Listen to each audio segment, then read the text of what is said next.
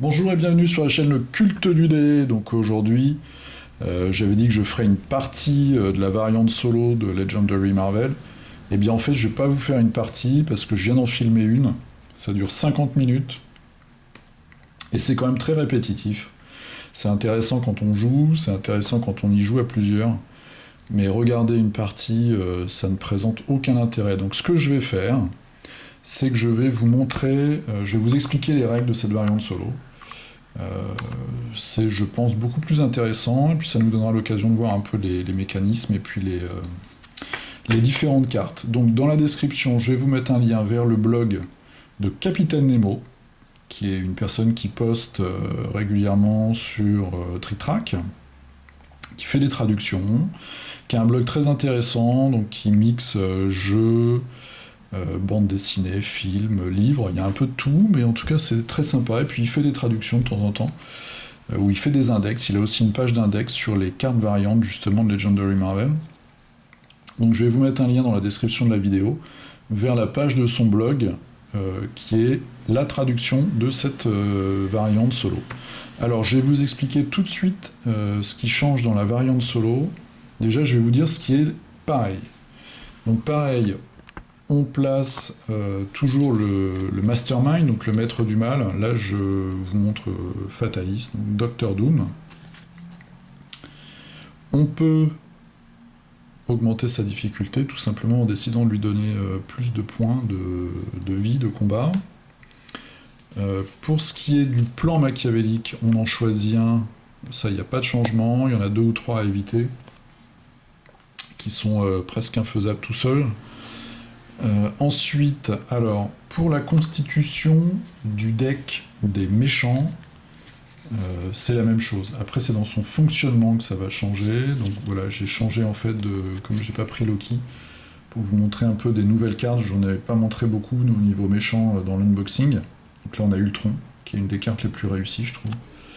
On a la Légion des Doombots. Ça, c'est des sbires. The Melter. Après, j'ai aussi comme groupe la confrérie des mauvais mutants, qui sculptine toujours les X-Men, donc le blob. Voilà, on en verra 2-3 je pense, dans le sabre. Mystique, alors moi j'adore Mystique, mais là elle est pas terrible. Qui est-ce qu'on a d'autre vite fait? Le Juggernaut, qui n'est autre que le frère de Charles Xavier. Donc ça, la constitution du deck, c'est la même chose. Donc un groupe de sbires, 2 groupes de vilains. Comme on joue, là j'ai deux civils. Donc les cartes Master Strike, le plan machiavélique, il me dit d'en prendre 7 cartes et de les mettre dans le paquet. Donc ça dépend de chaque plan machiavélique. Après, au niveau de la constitution du paquet de héros, là ça change un peu, on n'a que 4 héros, contrairement aux 5 habituels. En tout cas quand on joue à 2, ça monte à 6 quand on joue à 5. Et ce qui se passe, c'est que pour chaque héros, il y a une carte rare, donc c'est la carte qui a la plus grosse valeur ici. Et bien on la défausse, on remélange toutes les cartes du héros, on en prend 10, donc 1, 2, 3, 4, 5, 6, 7, 8, 9, 10, on les met de côté, on prend nos cartes rares, on les met dans le gros tas qui reste, et vous allez comprendre tout de suite pourquoi on fait ça.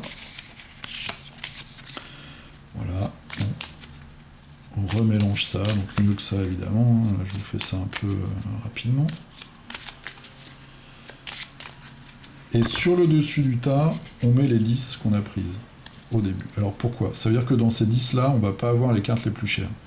Ce qui est normal, parce que de toute façon, on ne pourrait pas les acheter au début. Donc ça évite qu'on se retrouve au début de la partie avec dans le QG des cartes à 8 par exemple, qu'on ne pourra pas acheter. Et comme vous allez voir, il y a une nouvelle mécanique au niveau du QG des héros, qui est là.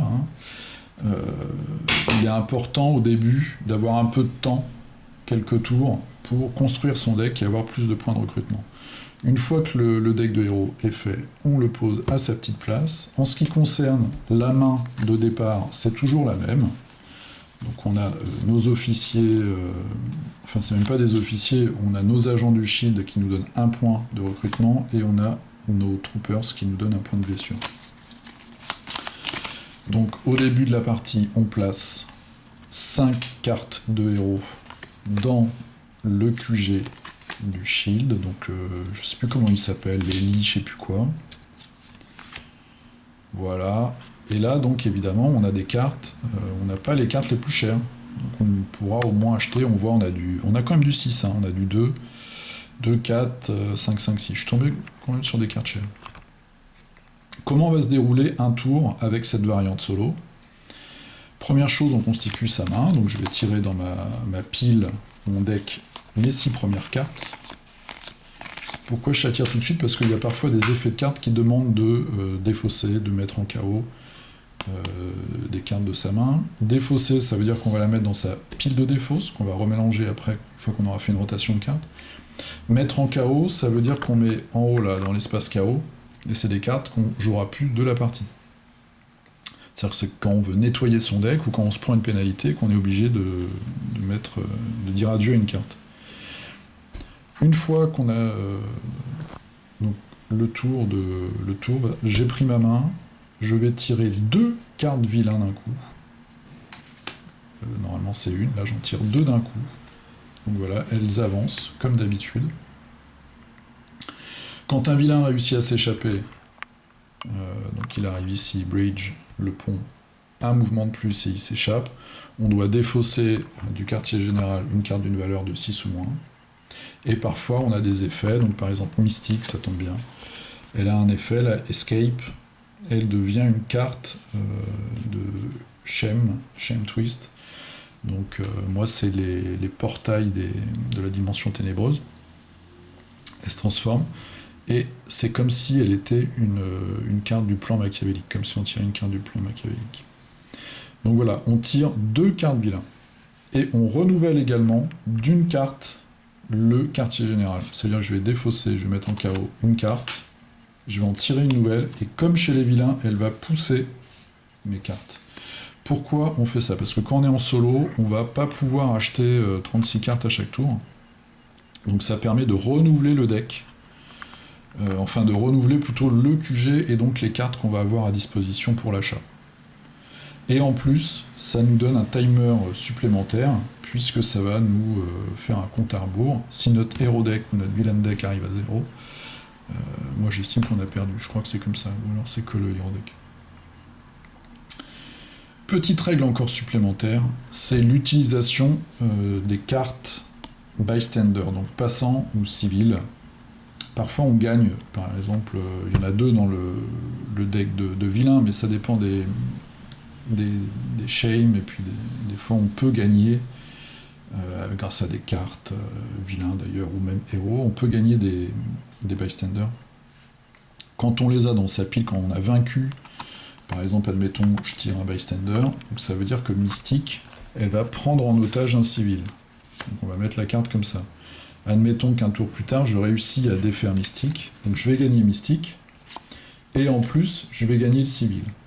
Et bien ce civil, on peut l'utiliser un peu comme un joker, c'est-à-dire qu'une fois par tour, on peut dépenser une carte civile qu'on a gagnée précédemment pour éviter de se prendre 2 cartes vilains, on en a qu'une. Donc on en tire toujours une au minimum, mais par contre, en dépensant une carte civile, je ne tire pas la deuxième. Donc ça c'est assez important.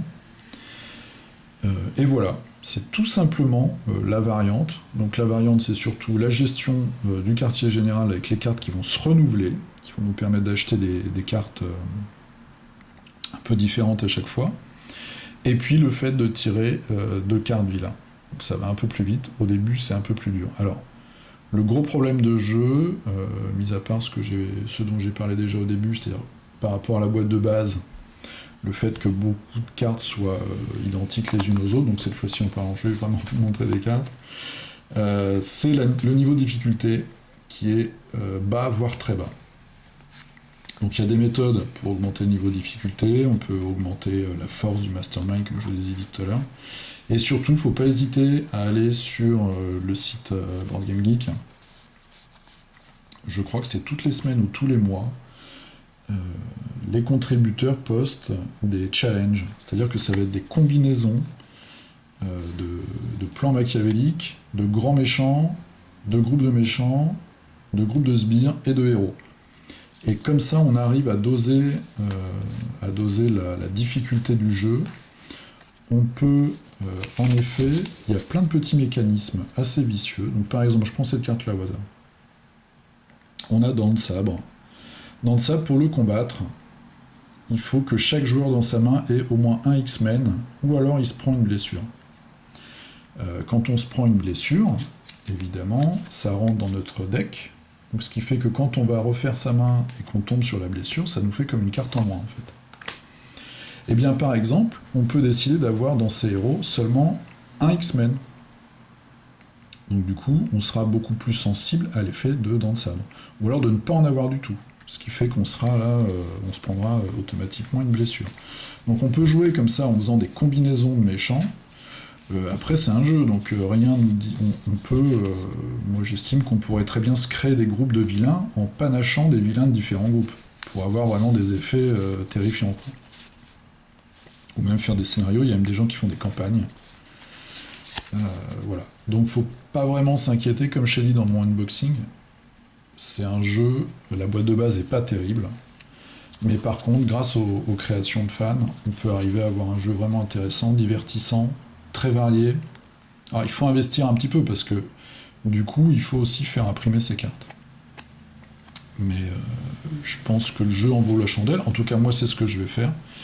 Donc dans quelques semaines quand j'aurai reçu ma commande, eh bien, je vous dirai si ça vaut la peine ou pas, et si le jeu est vraiment intéressant ou pas. Pour l'instant, j'ai dû jouer une dizaine de parties, et j'ai perdu que 2 fois. Et vous savez que je suis pas un très grand tacticien. Donc c'est pour vous dire, le jeu est quand même assez facile.